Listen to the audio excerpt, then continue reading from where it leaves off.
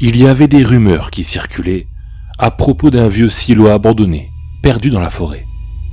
Le bois était situé au milieu d'un champ de terre, juste à côté de la voie ferrée. C'était un spectacle étrange. Il était là, immobile parmi les arbres, avec ses fuites de rouille de tous les côtés. Quoi qu'il en soit, il avait la réputation d'être hanté par l'esprit d'un vieux fermier qui s'était pendu dans ce silo et qui tuerait quiconque y pénètre.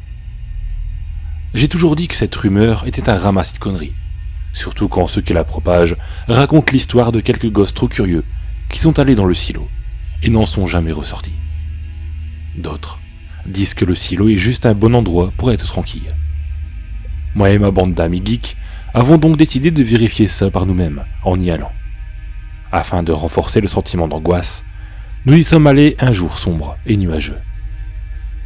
Mes amis Pete, Meg, Wes et moi nous sommes donné rendez-vous chez moi puisque j'habitais à côté du chemin de fer. Nous avons marché le long de la voie ferrée, parlant et riant. Nous passions un bon moment, jusqu'au moment où nous l'avons vu, le silo. Il était là, bien sûr, dans la hauteur des arbres. À mesure que nous nous en approchions, notre bonne humeur s'estompait. Plus nous avancions, plus il faisait froid, comme s'il y avait une sorte d'aura sombre autour du silo. Wes laissa même échapper un petit cri.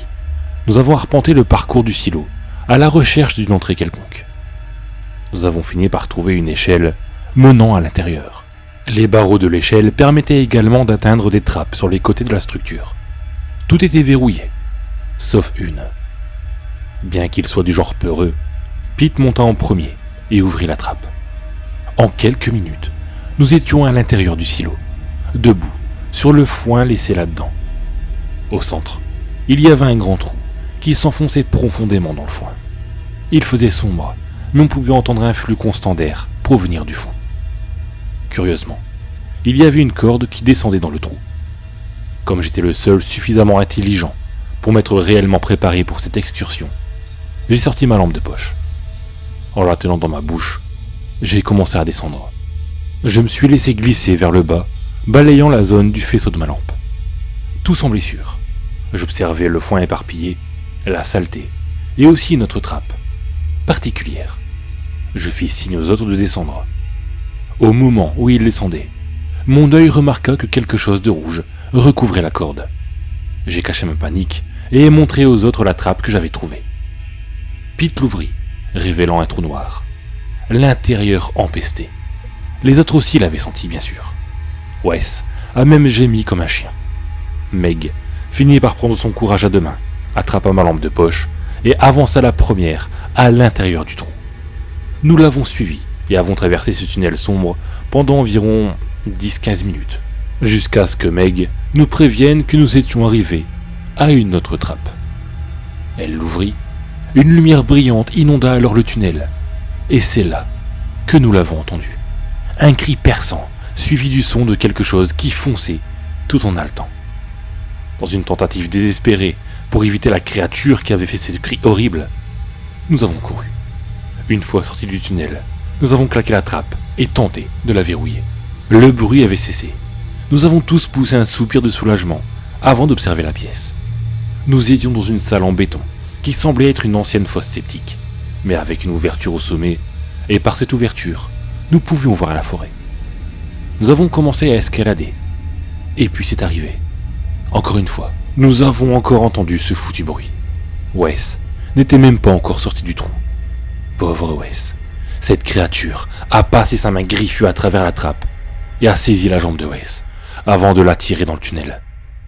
Nous avons entendu ces cris terrifiés, et puis soudain, le silence. Nous avons entendu le craquement des os et le bruit de chair arrachée. Nous étions pétrifiés, en état de choc. Nous écoutions notre ami se faire tuer. Meg a fini par vomir à cause du bruit. Après cela, nous avons tenté de retrouver notre chemin pour sortir de la forêt. Nous avons cherché un moyen de sortir pendant au moins 1 heure, mais nous avons fini par conclure que la forêt autour du silo était clôturée par des fils barbelés. Nous étions paniqués, n'ayant aucune idée de ce que nous devions faire. La nuit tombait rapidement, puis nous avons réalisé que cette chose se trouvait parmi les ombres. Dans une panique désespérée, Meg a grimpé dans un arbre, espérant que la chose ne pourrait pas l'atteindre. Pete a trouvé un petit trou dans le sol et s'est caché à l'intérieur. Mauvaise idée. Encore une fois, nous avons entendu le cri, et j'ai regardé cette chose sortir de son antre. Dans la panique, j'ai moi aussi grimpé à un arbre, et j'ai observé Pete recroquevillé dans son trou. J'ai également, à mon grand regret, jeté un regard sur la créature. C'était la chose la plus grotesque que j'avais jamais vue. Son visage était recouvert d'un masque d'un blanc pâle contre sa peau foncée. Il semblait avoir seulement 2 trous noirs pour les yeux et un grand sourire fendu en travers de la face. Je n'ai réalisé qu'après quelques minutes qu'il s'agissait d'un masque. Un masque fait avec la peau du visage de Wes. J'étais terrorisé tandis que la chose rampait vers Pete. J'étais assis sur une branche tandis que je regardais Pete tenter de s'enfuir. Mais c'était inutile puisque la chose l'a rattrapé instantanément. Elle a enfoncé ses 2 mains dans la poitrine de Pete et l'a fendu avec facilité. Les tripes à l'air, la créature les a alors entourés autour de la tête de Pete et a mutilé son cadavre et l'a traîné vers sa tanière avant de refermer la trappe derrière elle. La créature est ensuite ressortie. Le masque, fait avec la peau de Wes, avait été remplacé par un autre, façonné dans le visage de Pete, pourvu des mêmes yeux creux et ce foutu sourire. Ensuite, la chose a parlé d'une voix à la fois rauque et douce. « Je suis The Pocket. » Il est ensuite retourné dans son silo.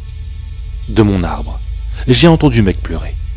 Je fis signe qu'elle pouvait redescendre, tandis que je redescendais moi-même de l'arbre, et je lui ai dit que nous sortirions vivants de cette tente. Elle descendit de son arbre, tandis que j'allais à la clôture de barbelés. J'ai saisi le fil tranchant et l'ai écarté assez largement pour que Meg puisse passer à travers. Mes mains saignaient, mais j'ignorais la douleur pendant que Meg passait à travers l'ouverture. Encore une fois, The Pocket hurla. Dans la hâte, j'ai paniqué et rampé à travers l'ouverture, me coupant au passage. Couvert de coupures et ignorant la douleur, j'ai sprinté avec Meg à travers la forêt, jusqu'à retrouver la civilisation. 10 années se sont écoulées depuis. Meg et moi étions heureux. Nous vivions ensemble. Je parle au passé pour une raison. La même raison pour laquelle je vous conte cette histoire aujourd'hui. Meg est morte. Elle est morte d'une mort horrible. Tellement horrible. Les policiers ont été appelés sur les lieux après qu'elle soit partie faire une promenade dans les bois. On a retrouvé son corps, mutilé. Elle était décapitée, gisant à la lisière de la forêt. J'ai dit le mot lisière, ce qui signifie qu'elle était loin de la clôture de fil barbelé. Tout cela ne signifie qu'une chose. Ce Pocket s'est libéré de sa prison. Il est libre, et il vient droit sur moi. Je sais que c'est cette chose. C'est affreux. En ce moment, je regarde notre photo de mariage en essayant de me calmer avec mes souvenirs heureux. Ça m'aide pas, parce que dans le reflet de la vitre, j'ai vu un visage venir lentement vers moi. Le visage de Meg, mais il n'avait pas d'yeux, et ce sourire terrifiant. The Pocket, il est ici, il est venu me prendre. Je sens ses mains percer ma poitrine.